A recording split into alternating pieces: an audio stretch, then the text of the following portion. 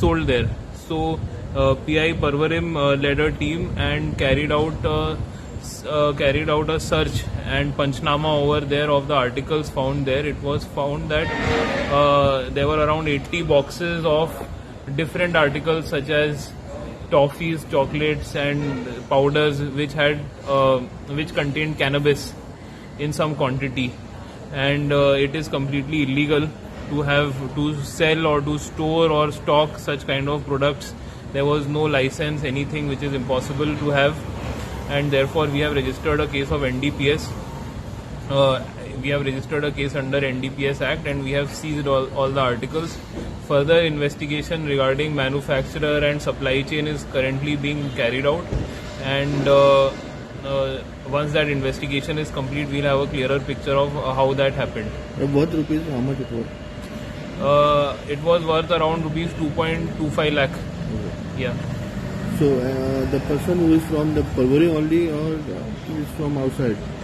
There was a lady who was sitting in that store as the storekeeper, and the owner. We are interrogating that lady to ascertain the identity of the owner. We will dispatch a team for finding who the owner is, and we will complete the investigation. It was a good work on field by Porvorim police station, which was very vigilant in patrolling the area to discover this kind of a shop which was being run like a fake Ayurvedic pharmacy, but actually it was selling cannabis related articles. Okay.